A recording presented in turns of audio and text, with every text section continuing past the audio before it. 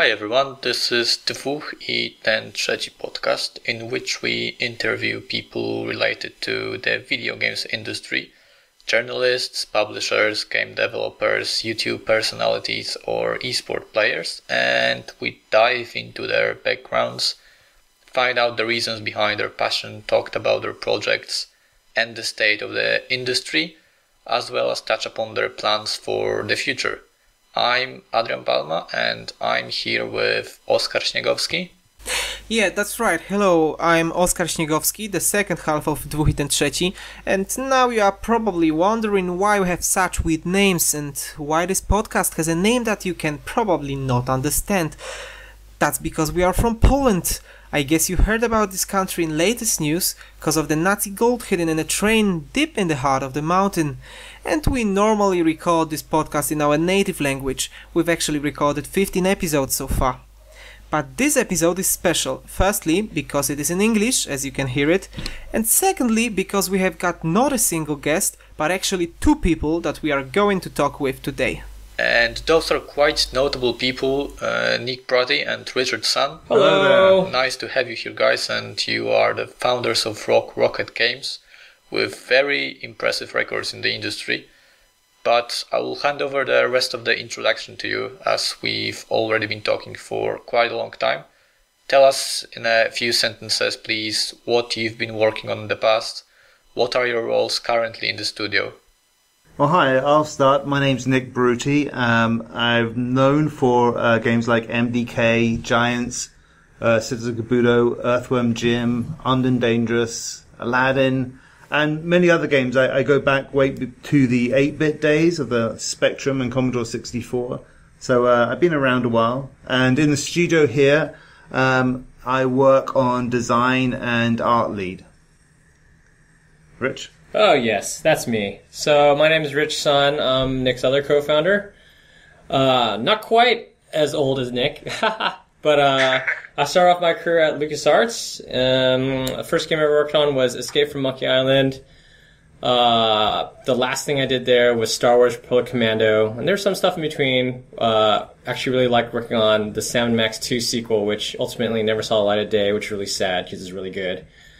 And then I joined Nick at Planet Moon Studios, where we worked on a bunch of stuff. Actually, I originally went there because I really wanted to build stuff like Giants and Armed and Dangerous, because I love those games. But really, we never really got a chance to do that there due to just the condition of the games industry. So we're super excited to be able to do what we're doing now, which is First Wonder. And my background is more on the programming and sort of team leadership side. And that's it in short. And what we're up to now is First Wonder, which is, of course, a spiritual successor to Nick's previous games he just mentioned, like MDK and Giants. Okay, so we'll talk about the First Wonder later. First, let's dive into the past. Let's find out more about your background. Were you working in the industry since the start of your career? So, was it always your dream to become game developers, or did it appear in your minds at a later point in life? That's, I guess, my first question. Well, I started when I was about 15. I was always interested in games, and back then, this was about 1984, 1985. And I was just interested in computers and the freedom that they offered, because there really wasn't much to do back then as a kid. And I used to look at like computer magazines and read the programming lessons, trying to work out what that all meant. I didn't know. I couldn't afford a computer back then either, and there wasn't many options. And there was no school programs. There was not much in the way of game systems back then, and we had no money anyway to buy anything. So it took a while to get started. But once I did manage to get hold of my first Spectrum 48K, I started, just in my bedroom, like everyone else, like messing around, sort of reverse engineering the Spectrum until I kind of understood what was going on. And then me and a buddy of mine, my school friend, we just decided to apply for jobs at this company called Softstone. And we were both like 15 at the time, and we didn't really know what we were doing. And so he got a book on programming and sort of copied some routines out of that, and I did some art for him. and we started this sort of hacky demo that we put together. And amazingly, we got the jobs because there really wasn't many people in the industry at that time. And so we sort of both left home, and we went down to live in Brighton. And that's where games industry started for us. My first game published was V, based off that TV show from the American TV show with about the alien invasion back in the 80s. So I remember when I first went to Softstone, I just sort of turned up there and I sat at someone's PC and I showed them a character I had running, and they thought, well, that looks cool, so they just put it in the game, and that became the lead character. I'm like, well, things are really loose here. You can just do anything. So I just carried on building stuff, and I built the backgrounds and the rest of the animation, and it just all went into the game. So it was a very sort of open and loose time, and no one was really directing you to do anything, and that was great because it taught us to do it ourselves. That is a really inspiring story, and now the question for Rich is, I guess, if you can match the story that Nick just told us about. No way. No, my story is not nearly as interesting, but my first real job out of college was games at LucasArts, and the more interesting part of my story, so I went to UC Berkeley here in California, and my degree was in computer science, and I always liked games. I kind of wanted to build games, but I kind of didn't expect that to really pan out because it was pretty challenging to get into the business at that time. But I sent out my resume anyway, and I got some job offers from various places, but the one that was interesting was I actually got initially rejected by LucasArts. I got one of those nice cards that say, "Thank you for applying. We'll keep your resume on file." And I honestly just assumed that meant enter resume into Shredder. But turns out that wasn't true. They actually got back to me later and they brought me in for an interview. And the funny thing was they didn't really hire me for my programming abilities. They kind of assumed I could program because I went to Berkeley.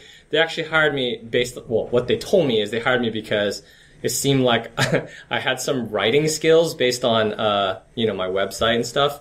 Because the first game was Escape from Monkey Island, they actually wanted somebody who could do more than just program. They wanted somebody who could help add sort of a creative stuff to the game world. So yeah, I ended up getting my first job out of college at LucasArts, which was pretty exciting. But I guess you don't feel like the college degree helped you at all in landing the job, do you? I mean, that would be unfair to say. I mean, having the college degree definitely helped in that the college degree from Berkeley made them confident that I could do the programming work.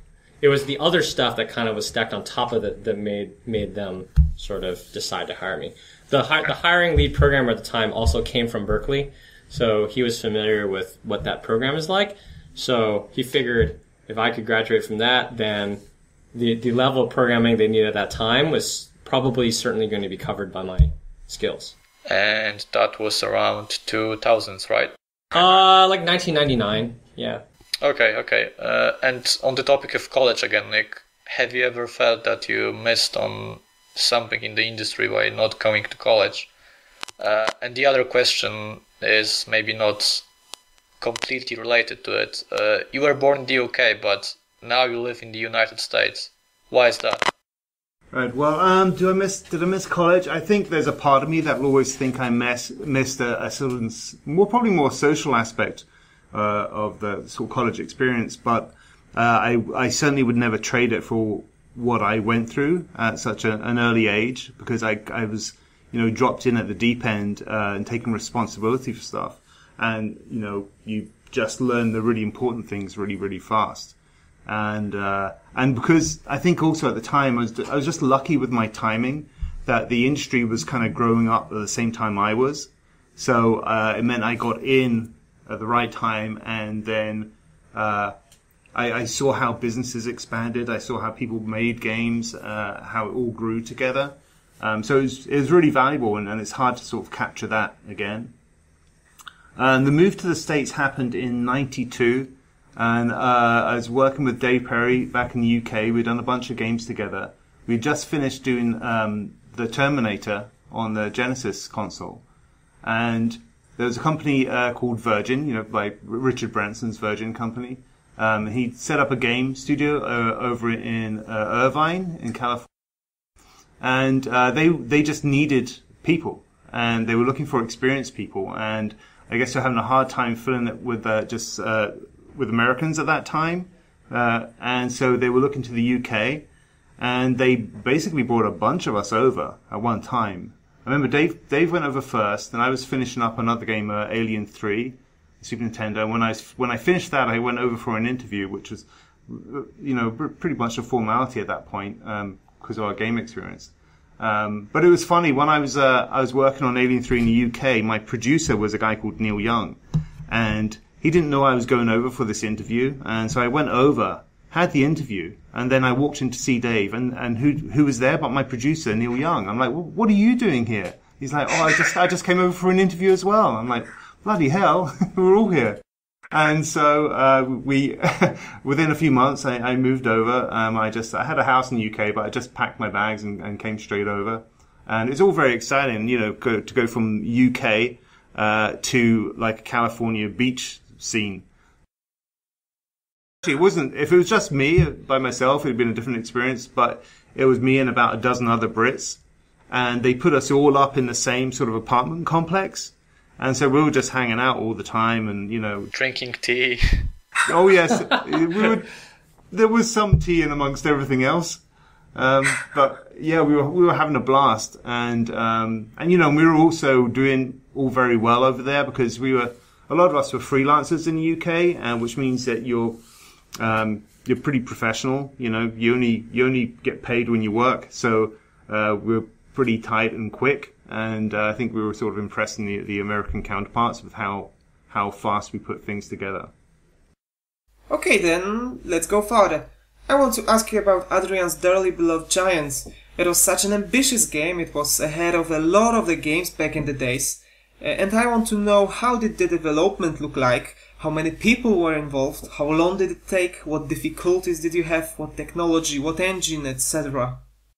It's the longest game I've ever worked on, the most difficult game, hardest and also the most rewarding. It was my second 3D game, and it was following MDK. And with MDK, we did that game in about 14 months. It was a new team. We'd never done a 3D game before, and we had to write an engine from scratch. And so that was quite an achievement. And finishing that, we felt pretty awesome. And so the core of that team, which is about 6 people, we left to form Planet Moon and make Giants. And really, so after MDK, the ambition sort of grew, because I wanted MDK to have multiplayer, but I didn't have the time for that.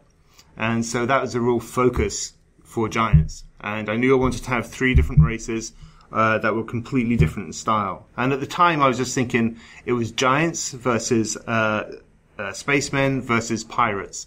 And then spacemen obviously became the mechs, and the pirates were the Sea Reapers. And the game sort of evolved. It took about a good 6 months for it to evolve into the final shape. I knew I kind of wanted the islands a certain way. Visually, I always sort of make games based on where I want to be at that time.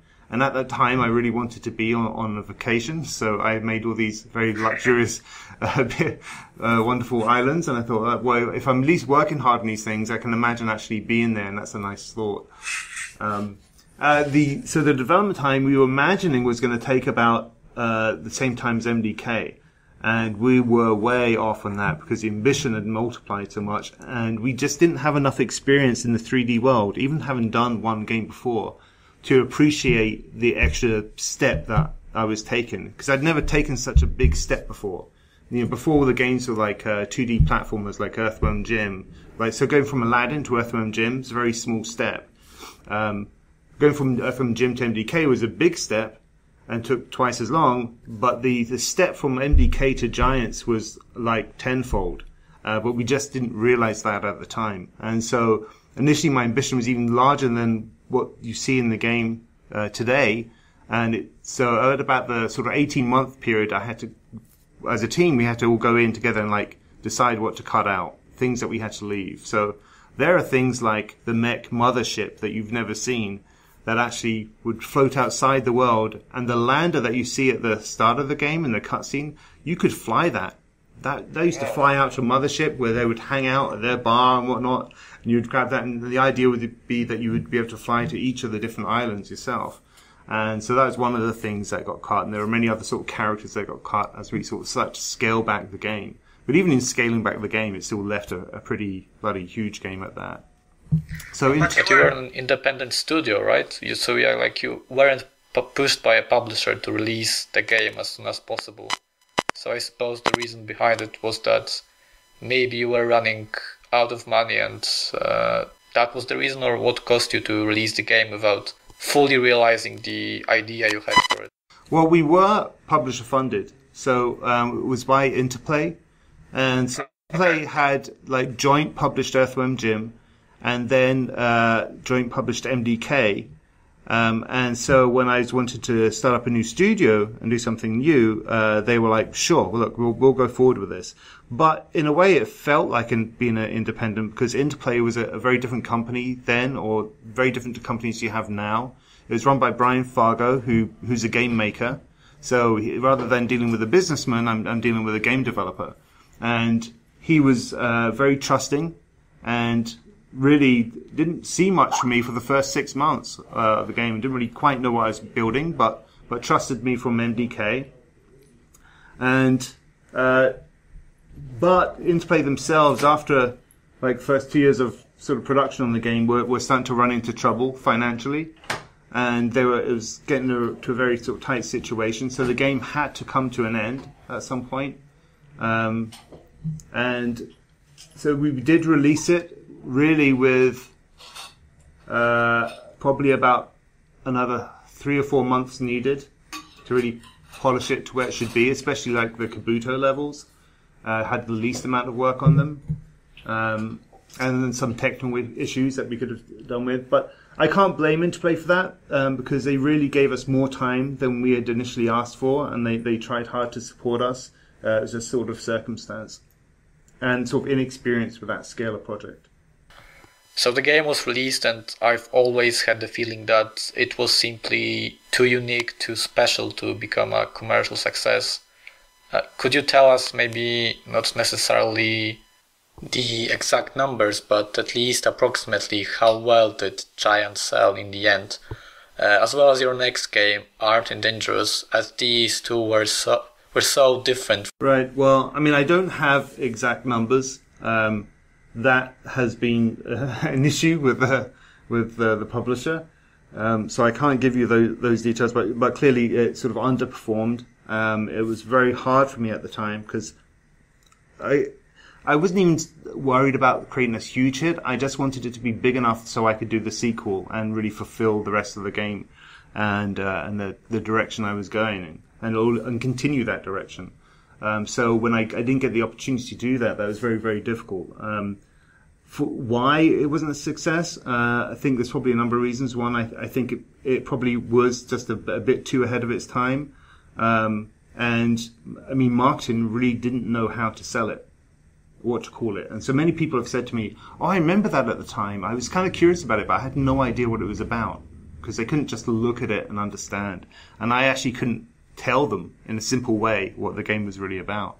But I think that's changed a lot now. I think how we reach fans and talk to fans and the kind of experiences they're now looking to have. I think there's a much better chance at allowing people to experience what the game is and answer those questions for them.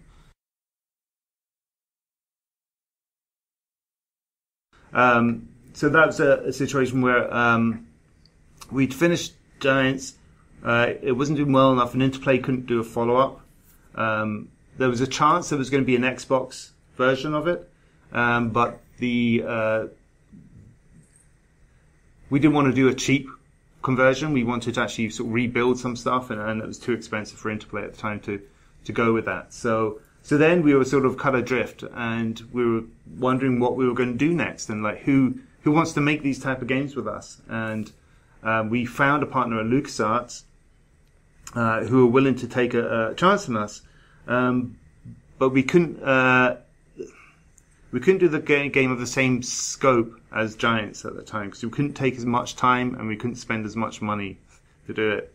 So we had to we had bigger ambitions for Armed and Dangerous, but we had to kind of scale that back.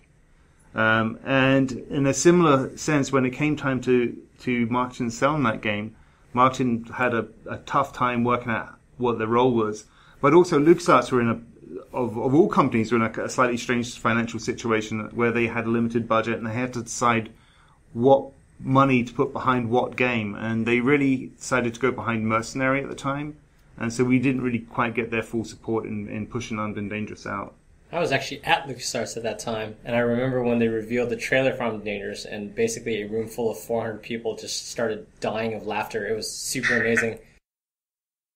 But it was, it's exactly what Nick said. Actually, I can say this now because LucasArts doesn't exist anymore, but even internally, we often would joke about how the marketing team kind of had the easiest job in the world when it comes to selling Star Wars.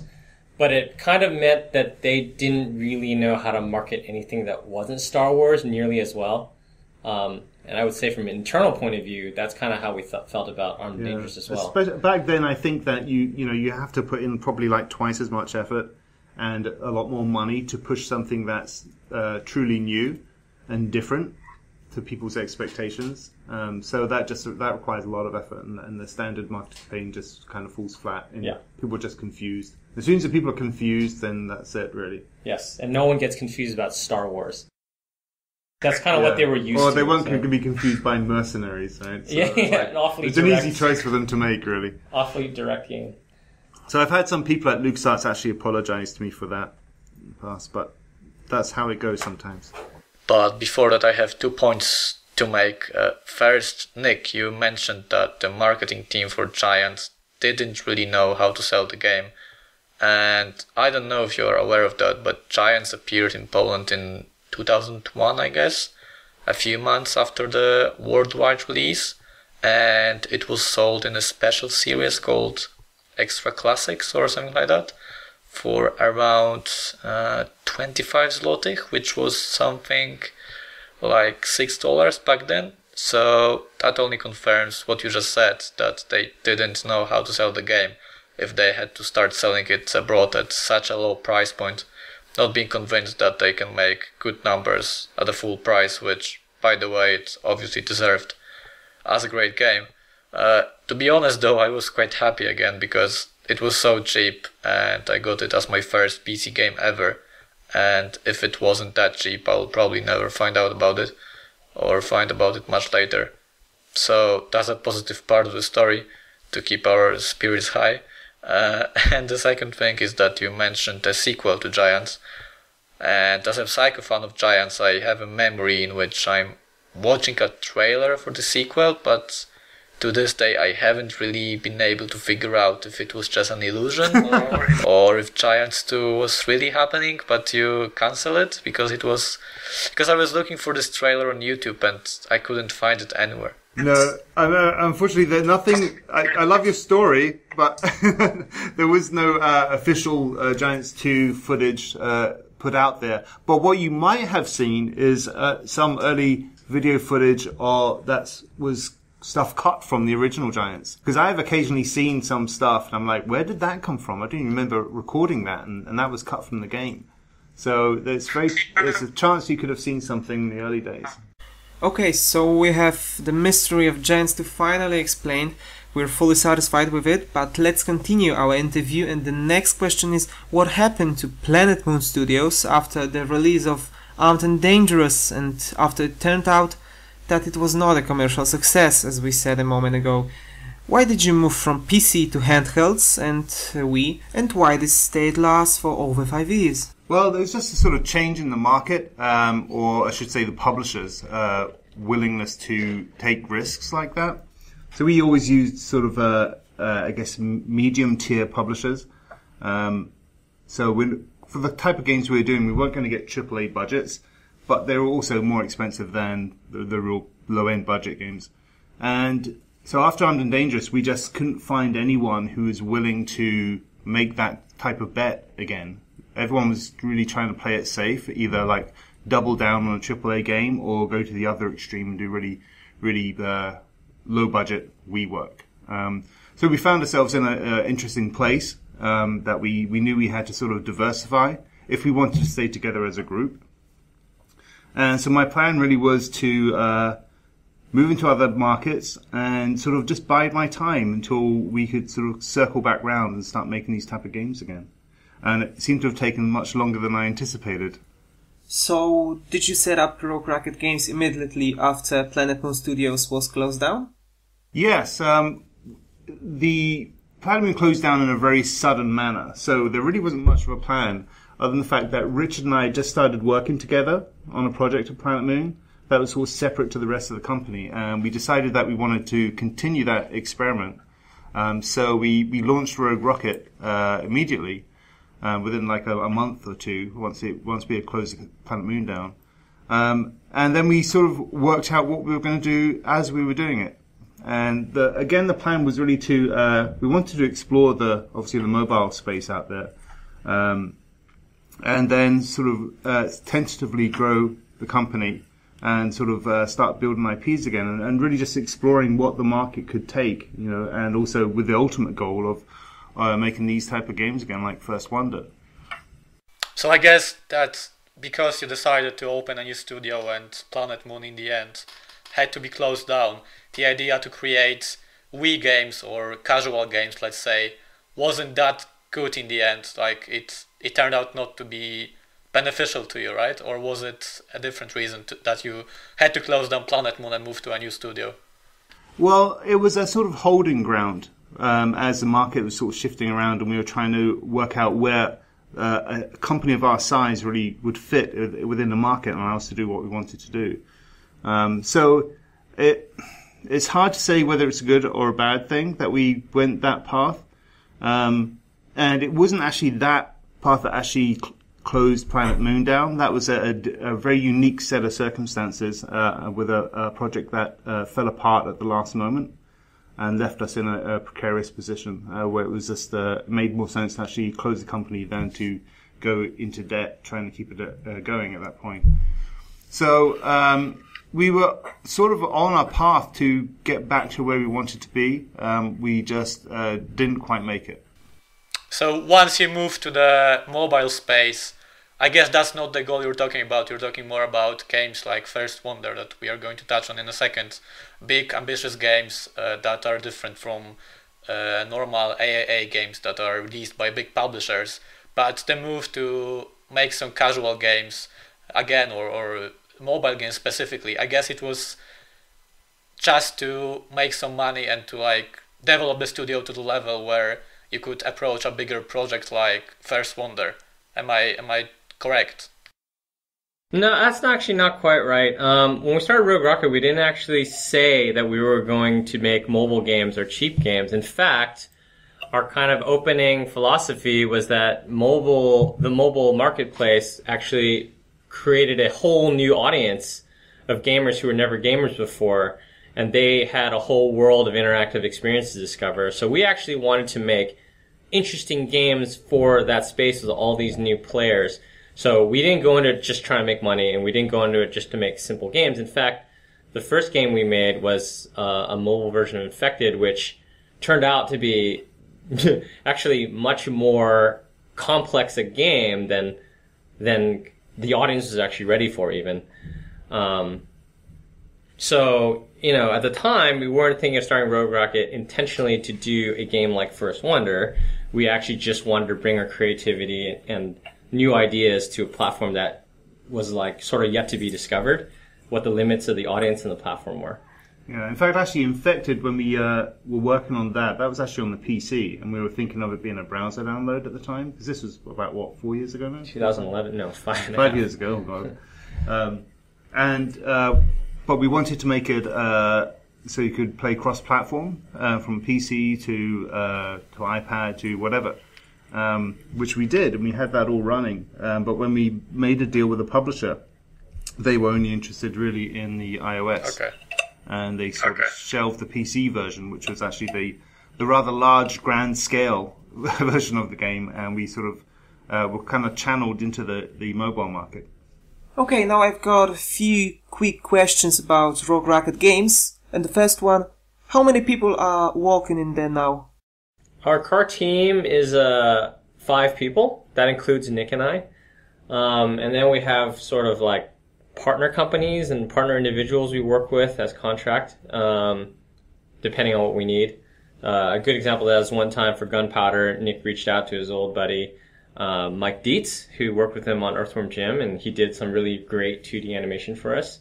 So, we have these resources for specific types of work that we don't have in-house. So did it change since the conception of the studio 4 years ago? And do you feel like it's enough of a team, or you wish the team counted 10 people or even more? Because it seems like a small group of people when you look at a project such as First Wonder. I mean, it seems like a reasonable amount for mobile games, no matter what the game actually is about. But when you start thinking about games like First Wonder, it seems to me that it may not be enough people to do it quickly and efficiently. Oh no, it certainly wouldn't be. I do the core design, the art look, and some of the leading pieces, and then, as Rich says, we have partners out there. So the scale of the effective team will change through production. And so probably at its peak, it will probably hit something like between 10, 15 people. But at its pre-production stage, which is where we focus most heavily, we actually prefer it to be smaller because it's more controllable. How long have you been working on First Wonder, and what is the deadline that you set for yourself? That's a great question, and doesn't have an exactly simple answer. So the first time we ever even did anything of any kind, like Nick sat down and drew some pictures and stuff, that was a bit over a year ago. But we haven't really been working on it that whole time. We were busy with some other projects we were doing with a publisher and stuff like this. So, everything that you see that looks interesting now that's out in the world for people to look at, most of that stuff all happened in the last 3 months. So we didn't have even the smallest piece of running software until, we started working on software 3 months ago. In terms of a deadline for completing a game, that's yet to be seen, because it kind of... That's what everybody says. Well, no, I mean, it's going to be defined largely by our upcoming Kickstarter, so it will be defined by what our gamer backing looks like. Yeah, so, if we discover that there's a huge number of gamers who want this kind of game again, and they all come out of the woodwork and back us for a lot of resources, then we have, we're going to have all these goals that we'll try to succeed in doing, and that will, of course, mean a bit longer. But, if it's less and it becomes a smaller game, of course, then it'll be less time. So I don't really have a good answer for that right now. Okay, so we'll touch on King's Kickstarter campaign in a second, but first, I'm going to just ask you to describe in a few sentences what actually First Wonder is, because we all know here what the game is about and we are excited about it, but maybe not all our listeners know what actually we're talking about. So if you could just summarize in a few sentences what actually the game is about, what they can expect, and what kind of audience you're aiming at with the project. Sure. So First Wonder, of course, is a spiritual successor to Nick's prior games, MDK and Giant Sissy Kabuto. And it's basically a story about how these deep space scavengers called the Cargonauts find this fossilized remains somewhere deep in space. And they think they've made a huge find that's going to make them a lot of money. So they grab it and they bring it to this holiday planet called Planet Majorca. And they drop it there, which is going to be a set piece for this resort. Little do they know that when they drop it there, it wakes up and starts running around causing all this chaos. And they are like, oh no, we gotta figure out how to deal with this big giant monster. But the more they track him, the more they realize that he's not just a dumb monster. He's doing something. He's got a goal, and you don't know what it is. And he's clearly got some mysterious connection to this world. So the single player campaign is gonna follow this story, and the mystery about how Monstro is related to this planet slowly unfolds over the course of the story. And it's going to bring back some of these ideas that were really popular in these older games, like being able to play from the perspectives of drastically different characters of scale and capability. So the Cargonauts, of course, can, jetpack around a bit, and they rely on their equipment to be able to tackle different problems. On the other hand, Monstro is just this giant guy who's way more agile than you realize he is, and he can jump around and use the environment in ways you don't expect. And that's kind of it in a nutshell. We aim to have kind of like a really interesting story that's sort of focused on not just combat, but also exploration, discovery. And we hope to recapture some of that like fun, hilarious little cutscenes and stuff to kind of piece your way through the story. And if we reach our goals, we also will want to have asynchronous multiplayer modes where you can play as these different types of characters and sort of battle each other in these arenas where you're looking for ways to use the environment to your advantage. So I'm just going to add on to that. So one of the things that we're really aiming for is to bring a real sense of adventure to multiplayer, rather than just head-to-head combat, which we will have. But also, as Rich was saying, a sense of exploration. There's a mystery to the island. There's many things to be discovered. There's many different ways to play the game. And so I kind of want a multiplayer session to almost feel like you're playing the campaign with friends. But it's sort of repeatable. And that's one of the goals. And so in the sense of like scale, if you were to compare, let's say, a level from Giants, a multiplayer level from Giants, in First Wonder, you have 3 to 4 times that amount of islands in a single mission. And the scale goes to sort of tactical strategy play between those islands, because each of those islands has something unique that helps the player in one way or the other that you have to discover. And so how you use the islands and how you get across back and forth between them and how you stop the other players from doing that is like a key part of the gameplay, the new gameplay. Okay, so you mentioned a few names that are familiar to me and to all fans of Giants, I guess, which is Majorca, which is the name of the island from the original. You mentioned Cargonauts, which are like, I guess, mercenaries from the original, and you mentioned Monstro, obviously, which is equivalent of Kabuto. I noticed that you even used music from Giants in the latest video from the First Wonder.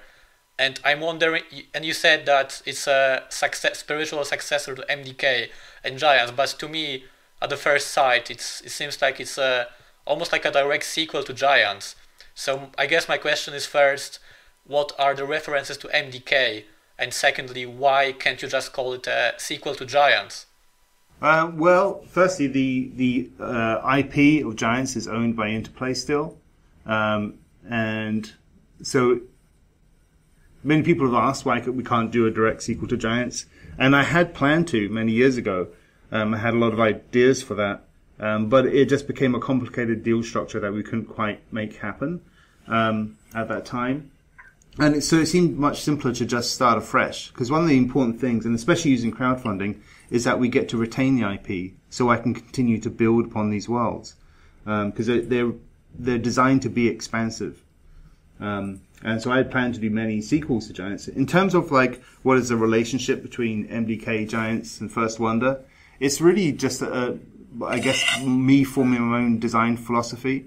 That when I did my first 3D game with MDK, it sort of set. It was the first time I had that level of freedom in the world.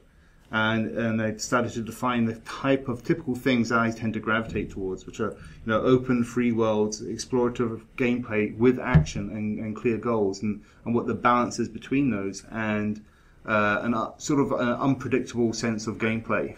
Right? So you know how to play the game when you pick up the controllers, but you really don't know what's going to come around the corner next. And I like that sense of exploration and surprise, and I really want to entertain the player. And I really want to entertain myself while I'm building it. And so that's a sort of design philosophy that started with MDK, grew further with Giants that added multiplayer to it. But that was really kind of like the first prototype of that. And First Wonder is like the next step of evolution of that. And to answer the question a little more directly, they're not actually related in any story way. They should just kind of... We aim to just kind of... fans of these previous games should really just sort of be reminded of these games. Like, the characters are not related in any way. They just have sort of like thematic ties. You should just feel a warm sense of fond memories of the... Oh yeah, I do. But then if it's not it doesn't correlate to the plot of Giants, as you just said. Are we going to see Delphi or some kind of equivalent of her? The third race. Will there be a third race? I think is the question. There is a third race designed in the story arc, and the story arc is sort of much larger than just the first game. So it's something that'll be an option in the crowdfunding campaign. So it's really a budget thing. If we get enough to be able to do all three races, then we would. But the game itself has more than enough playability with the first two. And the first two in the story are designed to be there for about the first third of the overall story arc before the third race is introduced. So, and each of those races, say in comparison to Giants, have at least like twice the amount of game mechanics. So there's a lot more depth of play. Still very easy to access everything, but a lot more to discover in the world. And also, just to really drive the point home, the third race is actually not at all like Delphi. It's very different, actually. So it's a very new thing. Yeah, yes. It's a new idea that's not. It doesn't play or look or smell or anything like Delphi.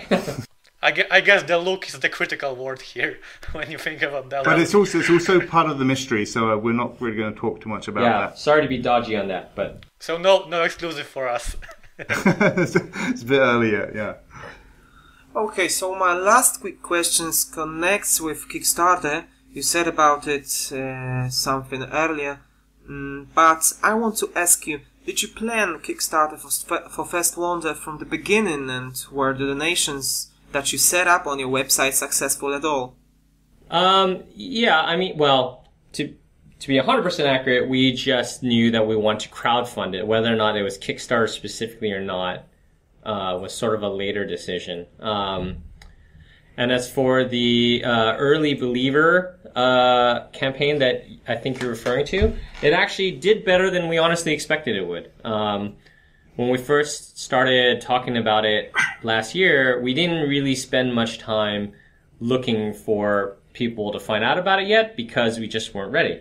So we kind of put it out there just in case there were people out there that wanted to back us early. And I can't tell you the exact number, but it's more than we thought it would be. Yeah, Total Biscuit had done a video review of Giants, and he just did a little shout out saying, hey, these guys are looking to bring back this kind of game. And just his mention alone actually got us a bunch of traffic, which was really nice. But as a whole, yeah, it's always thought of as a crowdfunding project, whichever way it would work. I mean, that's the reason why it's even possible to bring this type of game back, is a combination of crowdfunding and really cheap, excellent game engines. Right? So, with the previous games, we always have to make the engine from scratch, which eats so much of your budget, and it's just a really terrible workflow to have to deal with. So this time round, the ability to make the game at a sort of much smaller scale budget is down to the sort of Unity and Unreal engines that are out there now.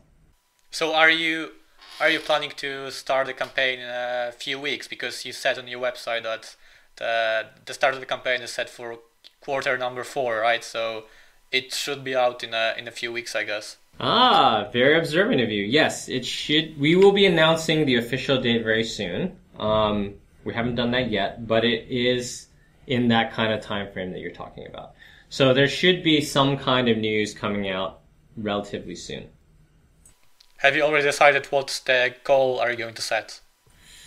We've decided on a range. We still have to finalize a few things. We're trying to be very careful about everything and making sure we make good choices before we commit to anything.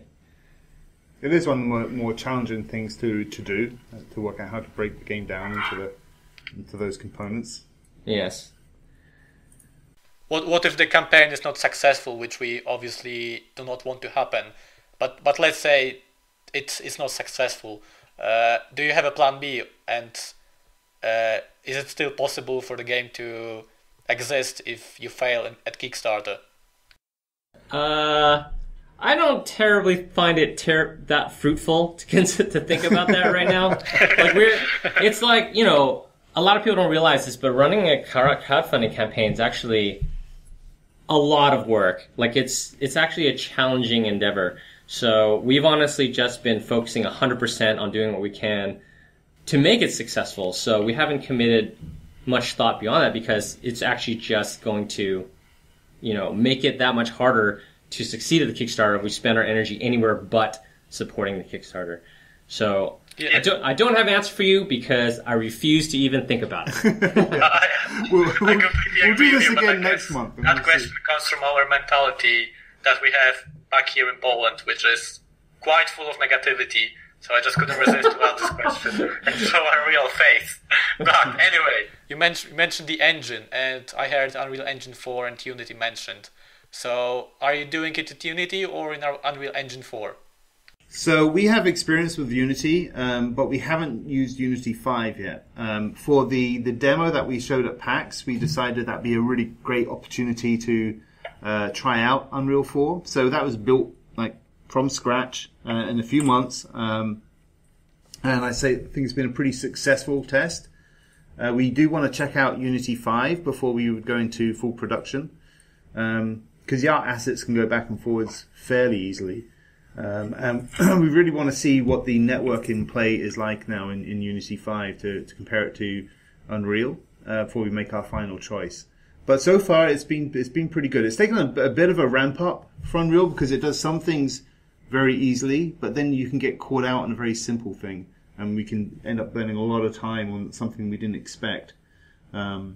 Which is actually something we sort of knew going in, because I've worked on multiple Unreal Engine games now at this point, starting way back in the Unreal 2.5 days. So I kind of understand their philosophy. So that actually helped a lot, just sort of knowing how they think. But it's a little tricky when you try to do something that's a bit out of the box for Unreal. Then you kind of then things slow down a bit. Where Unity is a bit more open and easy to set up that way.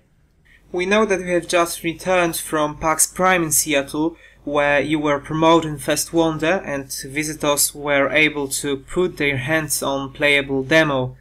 What was the response? Was it worth going there? What they were able to play? So it was our first PAX ever. So like even as visitors, we had no idea what to expect. Didn't totally know what to expect. And if you've never been to PAX, PAX is like crazy. There's so many people and there's so much stuff to see. And we were given a little area in the PAX Rising area, which is basically PAX's own sort of indie feature area, which is kind of cool because it made some stuff easier, but it's new for them, so I don't think they really fully knew how to drive traffic there yet. So there's some basic things that were a little unfortunate, like nobody in the PAX Rising area had their company names or their game names in the program. So there are actually people who are trying to find us and had to actually go back to our social sites to figure out where to go from us telling them. So that was kind of interesting. Overall, we found that people generally reacted pretty positively, with some people totally freaking out about it. And it was some of the cooler moments where there were a couple, small groups of people who came back on multiple days to play it a second or third time. And that was pretty cool. I didn't really expect that, but because there's so much to see, I didn't really think anyone would see anything more than once. But there they were. A couple of people came back. So one of the things it told me is that, and we've got a lot of work to do PR-wise, because people would come up and they would look at it and they go, "What is this?" And then we had a banner that mentioned MDK and Giant stuff like that, and they'd look up and they suddenly make the connection, but they'd never heard of the game before, so they're massively excited that it existed. But I'd say like 95% of the people who were like fans of those games and were excited to see this hadn't heard of us. So doing stuff like this is really important. So what were people exactly able to play? Was it a demo, a teaser trailer that you showed a few weeks ago on YouTube? Was it that kind of stuff, or was it something different that you haven't shown to the wider public yet? No, it's actually, the teaser trailer really just to whet your appetite, but we actually had people hands-on controllers. Okay. And we came with a multiplayer demo because in my head, I thought it would be a good show of force to be able to go out in the public and show, look, we actually have something that you can play in multiplayer right now. It's early, but it's playable. And basically what it was one of us was playing on one of the computers as Monstro running around, and then 2 to 3 people were playing Cargonauts that were kind of working together to explore this sample environment and interact, trying to, deal with Monstro. It ended up being 2 just due to space restrictions, but the software supported kind of like 3 or 4. And basically it was kind of like a guided tour to show the ideas behind what's going on, but players were able to, control the characters and run around and do stuff. So how would you compare this idea to Evolve, which was released a few months ago and sounds like a similar concept to me? The inevitable comparison to Evolve. Evolve is a very cool piece of software. I was actually playing it a little bit this past weekend because they had it free on Xbox Live. And I played it a little bit before just as a matter of R&D. What they're doing is really cool, but really, really different than what we aim to do with First Wonder. Yes, there is a big creature and a team of sort of humanoid-esque guys, but Evolve focuses really heavily on direct head-to-head combat, broken up by sections of sort of stealth play where the creature's trying to evolve and the human guys are trying to stop them. First Wonder really is trying to make the game a lot more about exploring the environment and looking for ways in which you use parts of the environment to turn the odds in your favor for both characters, and less about smashing each other and shooting each other in the face. It's just a different focus. And that's kind of the simplest way I can explain how those games are going to be really different. Also, of course, Evolve doesn't have any kind of story or single-player campaign. Oh, I'm sorry. I shouldn't say they don't have a story. They have a really light story to bind together the multiplayer game, but it is a multiplayer game. Yeah. And First Wonder is going to be anchored on a single-player game. We just aim to also provide a multiplayer experience as well. So I'll give you just a quick example of what we had in the PAX demo. So, Monstro's island hopping around the place, and you kind of want to, one of the first things you want to do is kind of stop his range of movement. So I think in that PAX video, you saw him being blasted through a volcano. Yeah. So one of the mechanics he uses to get around. So the Cargonauts are not soldiers. They're like space riggers, and they've got lifting gear and rocket packs and all that kind of stuff. So what they would do is look for something large enough to block that volcano up. And it could be a building, it could be just a boulder or a ship. And they got these sort of tow cables that they can, between them, grab huge objects and then just lift and drop it down the volcano and block it. And that's one way they can actually shut off his access. And there are various different ways that they can discover to change the environment and move things around, or even build sort of forts and defenses of certain areas using those techniques. And the game is kind of played at that level. And then obviously we have combat on top of that when things get sort of more close together. So what's the balance between single and multiplayer that you're striving for? What would you say is the part of the single player experience, and what's the percentage of multiplayer experience? If you decided on it already. I have a really hard time with the notion of time balance, because even if you look at the current world sort of successful multiplayer games, how would you describe the balance between multiplayer and single player in, say, a Call of Duty game? A Call of Duty single player campaign is, let's say, 6 hours long, but you could play multiplayer for 5,000 hours, right? So what's the balance there? Because in terms of cost of development, they spend a lot of money on content, right? Yeah. I always joke that a Call of Duty game, you're looking at about $1 million of content every 60 seconds when you're going through the campaign, which is a joke, but I actually don't think is that far from the truth, actually. So then, how do you define balance there? It's kind of like a weird question, right? It kind of becomes the gamer audience sort of decides that for you naturally. Yeah, but when you look at the games such as Left 4 Dead, you know that it's mainly multiplayer-oriented game, and the single-player experience is just an add-on. And I just wanted to find out if you treat both experiences equally or if one of them is on top of the other one. I would say right now the single player campaign is the anchor for the game, and will constitute the bulk of the efforts, at least up front. But the multiplayer uses many of the aspects of the single player game just because of the way the gameplay works. Okay, two more quick questions regarding First Wonder. First, is it the final game of the game? Is it the final name of the game? And have you already decided on the platforms? In terms of the name, I really hate coming up with names. It takes forever. Many of the names could possibly change at this point. It just hasn't been a focus. They've been all sort of first range names. I will probably stick with First Wonder because it is actually tied to the story. But as for the character names, they could definitely go through an evolution, and they will even visually when we go into sort of full production. What was the other question? Platforms? Platforms, we're going to... our goal is to launch on PC, hopefully through Steam. And then if that's successful, we would really like to bring it to the consoles, Xbox One and PlayStation 4. Okay, can you reveal who is responsible for the story in First Wonder, if you already started working on that? Because I love Giants for many things, but one of the things that I think made me remember Giants most was the unique sense of British humor and the quirky writing and special character design that you couldn't see in any other games, and it was very, very memorable. Is it the same person working for First Wonder, or is it someone new? And how do you treat the story in First Wonder?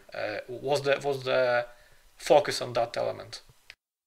So currently, I'm writing the story for First Wonder.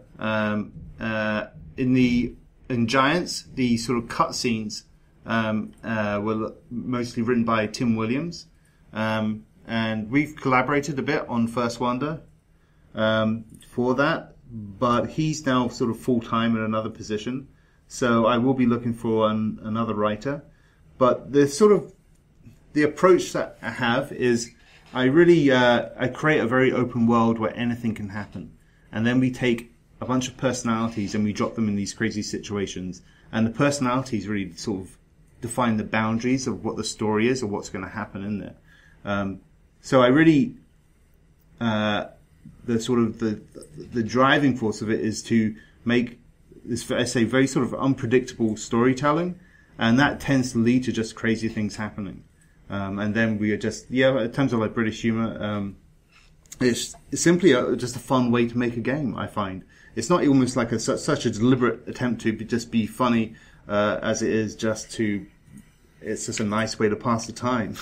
So, I always find it funny when, I'll be around in a design group with some people and we'll come up with some crazy idea and everyone will laugh and they'll go, that's great.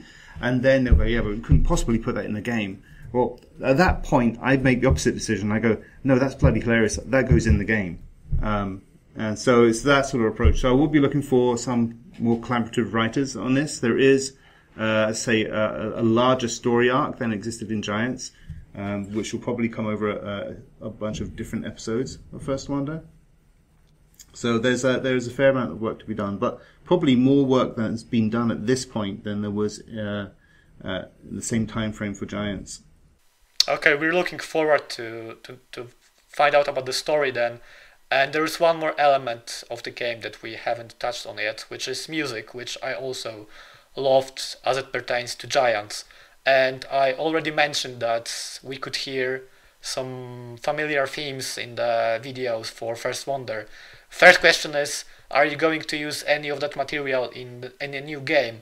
And secondly, if you're making any new material, which I guess is the case, who is responsible for that? And again, are there any new people there, or are you cooperating with people that you worked with doing Giants? So in terms of using the music that we had in the demo from Giants, I was chatting with Jeremy Soule and just asked him if I'd have permission to do that, and he was very gracious and allowed me to do that. I picked that just because we weren't actually designing our own music at this point. That would be something for a production budget to handle. So I was just picking pieces that I liked and thought represented the game well. And of course, there'd be a familiarity with Giants that happened to fit the best. So I've been chatting with Jeremy, and if the Kickstarter is a success, we hope to put a deal together and have him collaborate on the game. Music is one of the things I enjoy most when designing the game. I usually have like a whole library of soundtracks, movie scores, and I go through and I pick the sort of tempo and energy and style that I want for each of these set pieces, and I put them all in the game. So I give it you could have a good sense of where the rhythms and the color of the game is. And then I love sort of working with someone like Jeremy, or in the past Tommy Tallarico, to then shape the final music. It's a really sort of fun process, and it's something that's nice because it's a little bit outside of the regular game design, so I get to think a little differently with that. In the past with Jeremy, he really came on at the last minute in Giants and sort of saved our skins there, because we had a previous musician who, before he really got underway, started producing music for us, he had to quit the project through personal reasons. Then we were contracted to Mark Snow, Interplay set that up. He was a guy who did the music for the X-Files. But stylistically, it kind of still sounded like the X-Files, which is not what I wanted, this warm, lush world that I had. And he was giving very sort of cool music. So that partnership wasn't working, and I was getting really worried because we were simply running out of budget and time. And we had a lot to score. We had to do 3 different races. And so Interplay contacted Jeremy and made a sort of deal with him where he could own the music for the game and do a certain amount for it. And when I gave him the outline of what I was looking for, and he hit it on the head straight away. And it was such a relief to me to find someone who could have, sensed what the game needed, and it made it a lot easier. And through his own generosity, he actually scored, I think, much more than he was probably paid for for the game. So that was great. And he said recently it was one of the most fun projects he's ever worked on. So hopefully we'll be able to do something together, and that's my plan at this point. Another question connected with First Wonder. Please give us the most important thing that you are focusing on at the moment. Oh, at the moment, no. Working on... Preparing for the Kickstarter. Right now, yeah. Nothing else. Rich just went through my sprint task. I don't even want to talk about where we do our scrum and our scheduling, and informed me that I'm 200% over for getting stuff ready for our next demo. So I kind of work on a bit of everything, which is how I like to do it. I do art, I build models, I build landscapes, I grab sounds, I work on the design. So it's kind of a little bit of everything. And that's where, when we, as a small team, that's how I like to work. So I create a flavor for it, and then when we scale up, then everyone can take a piece of that, and they've got a clear example of the direction that the game's meant to go in. And maybe I'm a little bit of a control freak at that stage too. No, you're not. You like to say that you are, but you're not. Oh, okay. You're quite reasonable. Oh, actually, sometimes I wish you would actually be more slave driving. Oh my god. Okay, let's not get into arguments. Instead, let's move to the last question regarding First Wonder. Actually, it relates to what just Oscar asked you about, but I'm going to dive deeper into that, and I'm going to ask you if you have one particular aspect of the development that gives you sleepless nights, or gave you sleepless nights in the past since you started working on First Wonder. Oh, I know what Rich's. I know what Rich's is. Go ahead. Are you sure? Go ahead. You should write it down, and we find out if you're right or not. For me, it's just, Nick and I have made games for a long time. We actually generally don't find ourselves worrying that much about actually making a game. Our number one concern is actually being able to find gamers such as yourselves who care enough about us to back this endeavor. That's like the number one thing. Oh, I was going to be more specific with you and say it's the ropes. I don't.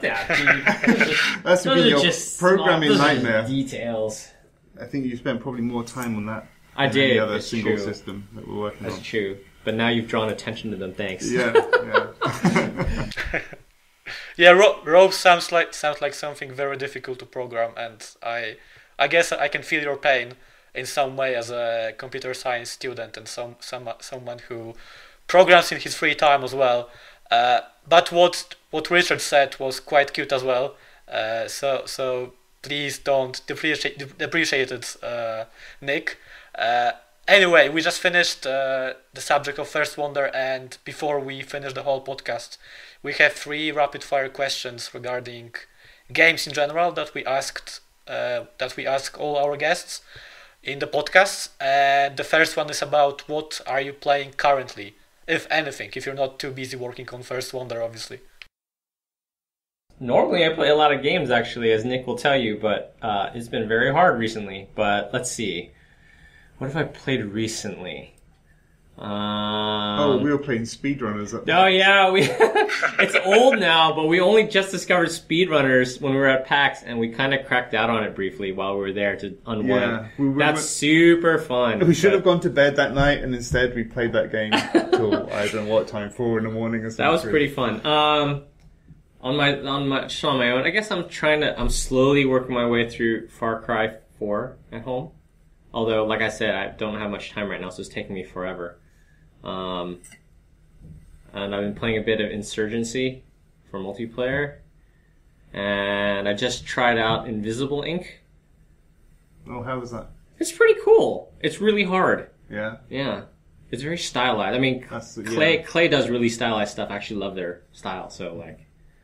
it was actually fun. Clay was only, like, a stone's throw away from our PAX booth, so that was kind of cool. What about you, Nick? Oh, jeez. So Rich usually says, Nick, you need to play this. Nick, you need to play this. And that's how I know what I need to do. I have to work! I think the last game I finished was Guacamelee. Which is awesome, by the way. Which is awesome, yeah. I hadn't played like old school platformer in a way, but really inventive and super colourful. So I like that. In fact, I played that with my 5-year-old. Didn't you find it too difficult, or did your son or daughter find it too difficult? Because it gets quite difficult at a later stage. Yeah, it's kind of crazy. I really didn't think we were going to get through it. And so many times we would have to cheat and go to YouTube and check out. You shouldn't have said that. Well, there's a sort of frustration level my 5-year-old will tolerate before we have to move forward. But he managed to, pick it up. I was really surprised. And now he's gone back and he's played it about 3 times. Whereas for me, I didn't need any hints. But my kids took one look and I was like, nah, I'll just watch. Wouldn't play it at all. Well, the second one goes like this. Give us the title of your best game ever. Oh, God. It's impossible. I actually just had a conversation on our community site. Community.first-wonder.com. That topic came up, and some of our followers are like listing all their favorite games. I'm like, man, I don't know how to do that. There's too many games I like. What is the first game that comes to mind when you hear the word favorite? First game that you discovered that sort of made you feel differently about games, or? Oh man, I don't even know. That's not even fair. Cause like, what I could say, Space Quest 2. I don't know. It's like for me, old, the first time I played Elite, I think, like the transition from playing sort of arcadey games to something suddenly with a lot of depth or apparent depth, and I was off in a world. I think that's it. The step from playing just a game on the surface to actually being in a world. So Elite for me. I might have to say Star Control 2. Oh, you bring that up a lot. It's because it was so good at the time. It actually freaked me out because the galaxy was so big. But, I mean, if you ask me tomorrow, I'll probably say something different. Okay, and the last one. Forthcoming game you're most looking forward to? Also challenging. I feel so wrapped up in what we're doing. I can't even think forward. What's coming out? I have to think about that for a minute. There was definitely something that we saw that was cool. Sounds like a good title. Somethingamazing.com. We need the multiple choice in this one. Let me think. What's that thing with the glider and the ropes and stuff? What? I don't know. My brain hurts. Just Cause 3. That might be cool. Oh, okay. Yeah, might be. There was something else. I know there was something else. Oh, so this is just me personally. I don't think this is for everyone, but I'm really looking forward to Mirror's Edge 2. Oh yeah. kind of a wannabe, wish I was awesome at parkour, but actually am not. And I totally understand why Mirror's Edge 1 was not the right game for a great many people, but it was like, I loved it a lot. But that's just, you know. That's a very good choice, and I and Oscar are also obsessed about Mirror's Edge, and we are looking forward to the sequel or revamp of the original game a lot as well, so we can connect with you on this level. And that's the end of the podcast, I guess. Before we sign off, we want to ask you to tell our listeners how they can find out about what you're doing. Do you have any Facebook pages, Twitter accounts, Pinterest pages, Snapchat accounts, websites? Just list anything you want. Sure, but let's stay focused. The best place to go is www.first-wonder.com. And from there, you can find us in a bunch of different ways. We have a community site, as I mentioned earlier, which is community.first-wonder.com.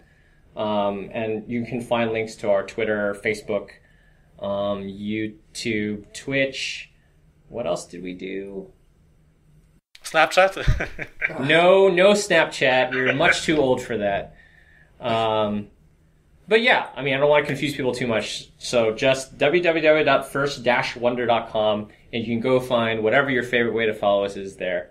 Come check us out. Yeah, come check Rogue Rocket Games out, and we are looking forward to First Wonder, obviously, to the Kickstarter campaign. And I guess you managed to catch interest of our listeners, the ones who were not aware of what you're doing yet. And I hope we wish you all success with the game, and we're definitely going to play it, and we are hoping it's going to be released, let's say in a year's time. That would be nice if you manage to do it. Thank you very much for the conversation. You were very generous with your time. It was a special episode, as it was our first one in English, so thanks for enabling us to record the first podcast in English, and also to me personally, it was a special experience as a huge fan of your work and Giants and MDK, as well as Armed and Dangerous. So thanks again, and please, listeners, let us know how you liked our first episode in English, if we should carry on doing that. And I guess that's it. That was Adrian Palma and Oskar Śniegowski. And you can also say something if you want, Rich and Nick. Oh, just thanks for taking interest. Thanks for talking to us. And sorry we don't know any other languages than English. Yeah. Scottish. I know a little Chinese. We're not going to teach you any bad words, although there is one, a very popular one that you may be aware of, but we'll leave it for the next episode maybe as a special bonus for our listeners. Anyway, that was everything. Dwóch i Ten Trzeci podcast. See you next time. Bye bye. Thank you guys. Bye bye. Thank you.